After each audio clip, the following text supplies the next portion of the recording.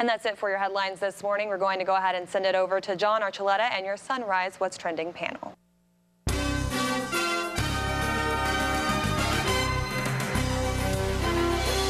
Thank you, Rebecca. I'm here with the Sunrise panel this week where we made a little bit of a cameo earlier in the show, right? Yes, we did. A little 10-second cameo. It was kind of fun. We were all doing different things. I was waving, Johnny was on his phone. I was on my phone. So it was fun stuff. These two, I don't know.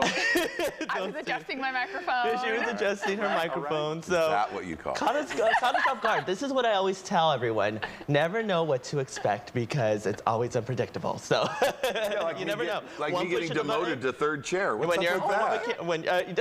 I know, nothing Jay. wrong with and we third want to chair. welcome you back, Jay. We really did miss you. Jay's back. Back from Ireland. And how was your trip? Ireland was amazing. Yeah, good. Amazing. It's Awesome. Oregon. It looks exactly like Oregon. Yeah. Except for there's like castles and ruins. So there you go. Oh, hey, well, that always sounds like a fun time, right? It was. Well, good. Well, we're glad to have you back. And, of course, we have Johnny Awesome back with us Good this morning. week. Thank you, John. Good morning. Yeah. Filling in for Martha this week. Yep, Martha yep. Guzman. And, of course, we have Natasha Herzig. Hello. Yes, who is here again. In the And then Jay Walker's back, like we said. So we want to jump into our topics this week, which the first one's going to be the presidential debate that happened earlier this week. This week's topic that they were discussing was foreign policy. Now, of course, we want to see what your thoughts are on who came out with this third and final round, who came out on top, because there's lots of debate about this one. So let's go ahead and start with whoever wants to jump in. Go. Me, I'm gonna start. Check right. this out, because I was watching this next one like a boxing match. I was rooting for Romney, because after the last time I was on the show, got beat up by some of my Republican friends. Like, how do you say Obama won? And I said I didn't say I was for Obama. I said he won the debate, but.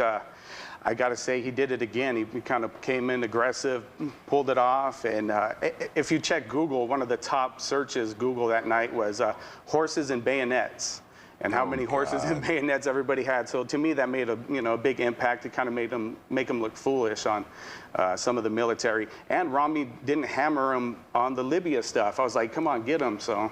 All right, Yeah, so but one for the Romney. horses and bayonets, come on now. I mean, they said how it was obsolete and they don't do it. Well, actually, they still use horses in the East in their fighting, and our own Marines still have bayonets on their. I believe it. They still use it. So Romney, I mean, like I said, I was in Ireland. I was out of the country, so I didn't really get to see the debate. I had to go to YouTube and watch excerpts of it and stuff like that. So. What I saw, yes, Obama came out very hard. He was a harsher person. And just because you're harder and harsher doesn't mean you win anything. And I'm not saying Fights, maybe? Well, he he said a lot of things that when you're on national TV, people hear it and they go, "Oh, it's on the debate. Must be true." Gosh, I heard it right there. They wouldn't have said it. You know. A lot of the things that he said the very next day were found to be not accurate and not exactly the truth. They should have had a lie-o-meter down below him, and they didn't. Yes, I think, yes, Obama probably, from what I saw, did win the debate, but the obate, I like that. But that doesn't necessarily mean that the things that he said were accurate or true. All right, so we got one for Romney, one for Obama. Natasha, it looks like The you're the tiebreaker. tiebreaker here. No, I thought you said Obama won. Yeah, I did. Oh, we both said Obama. I said Obama won. There we go. But just because We're he won agreeing. the debate. Oh, so you guys agree? Let's Obama. high five real quick. Sorry, I thought you said because Romney. No, let me tell you. So let's okay? hear your. Listen to the girl. She's going to tell Let's you. go. Governor Romney won, and I'll tell you why he won. Because he has style, and he had class, and he was humble. Yep. He doesn't need to be aggressive. You know why President Obama needed to be aggressive and arrogant and defensive? Because he has nothing to say that he has done for the past 4 years. And that is why Governor Romney, he represents change, and that is what America needs, and he won. Thank you. There you go. All right, Can I change my opinion to what she said? Jay's jumping on the Natasha bandwagon on her opinion. All right, well, folks, there you go. That's their thoughts on the presidential debate. And you want to stay with us for after the break because we're going to be talking about the fall of Lance Armstrong, which has been making headlines all this week. And also, we're going to be talking about 3 teens who were arrested in San Luis for bullying another teen. So we'll have those topics when we come back. Stay with us. All right, welcome back, everyone. We're back with our What's Trending Sunrise panel to talk about two more topics that are really, being talked about this week. And the first one is the fall of Lance Armstrong. Of course, Lance Armstrong, rough week for him. I mean, seriously, he was stripped of his 7 Tour de France titles. In addition to that, he also stepped down to his Live Strong charity as the face of that, so which he started. So my question to you guys is, first of all, do you think Armstrong will ever bounce back from all of this? And do you think the future of his charity is in jeopardy? Will he bounce back? And what do you mean in the cycling world? Because as far as the cycling world goes, he's done. Yeah, they won't let him. I mean, even if he wanted to try to do something, I mean, even when I first heard all this, I was like, oh, what are they? They're digging up, crud again, But now it's. There's some pretty solid evidence out there that he's done what he's done, and my wife and I were talking about it last night, and she was kind of on the opposite side of the fence with me this until we figured it all out. And I put it this way: I said, hey, you want to race in it? There's the people of France. They said, we got this incredible bike race. It's going to be world known forever. Who wants to race in it? Everybody raised their hand. Now I want to race in it. Okay, here's the rules. Follow the rules, and you can be in our race. Okay, I'll do that. I promise I'll do it. Then you do it. And you don't, and you cheat, you lie, you do everything you can possibly do that is against those rules. They have every single right of stripping every medal from him. And I feel bad because I love Lance Armstrong. I love the fact that he's American.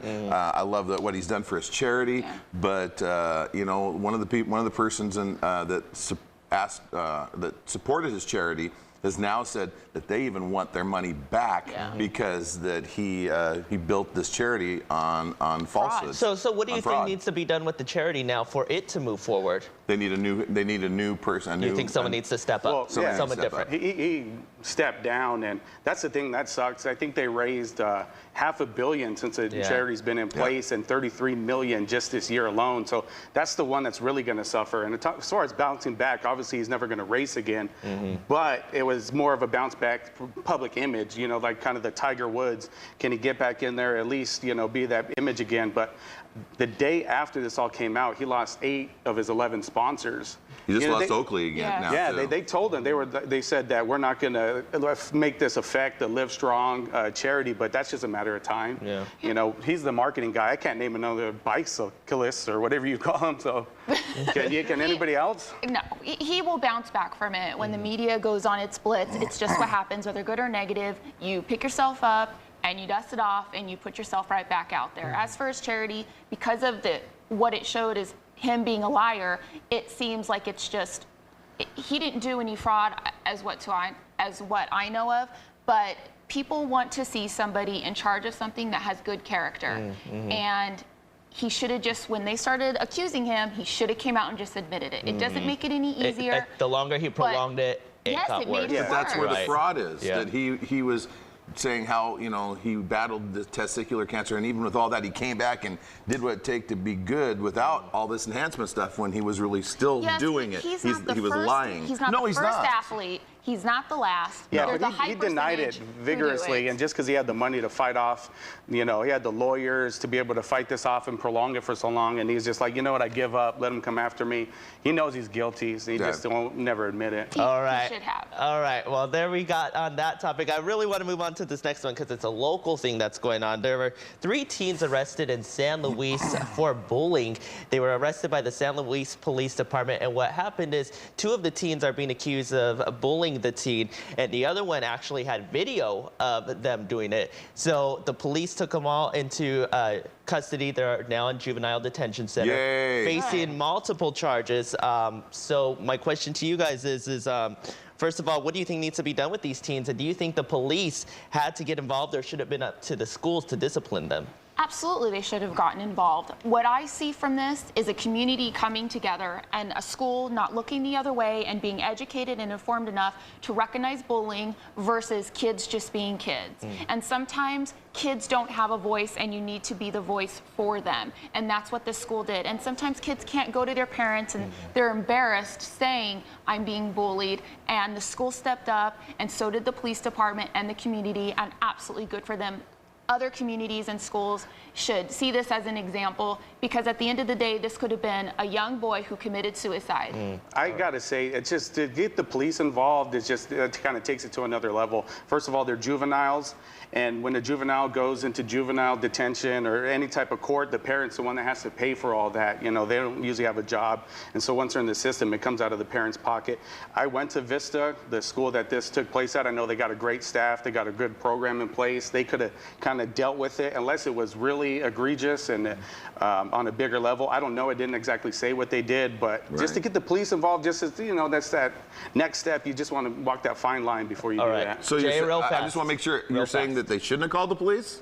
Well, no, I'm just saying deal with it internally and see what happens there. If it's egregious, then go to the police. If it's something that takes it to the next level. If it's so bad, setting an example. if it's so bad that the staff from the school sees it and recognizes it in the classroom and on the bus, egregious is there. Especially at Vista. Big kudos to the San Luis Police Department Vista, for what's stepping up? and doing what they were doing. I was that kid one time, and I wish I would have had a police officer that helped me out, because you're right. I was too embarrassed to tell my own dad that these other guys were bigger than me. And I was bullied. It gave me my great sense of humor. I found out people don't like to punch people that make them laugh, so. Well, Hey. we'll definitely have to see what happens with this this whole case right here. It'll be interesting to see what developments there are in the future. But you heard it from here, the Sunrise panel folks. They had a lot to say today, and we'll be seeing them again next week. Natasha will be gone next week, so we'll have Johnny Awesome filling in for her. Martha will be back. So right now we're going to go ahead and send it to break and have your full weather forecast.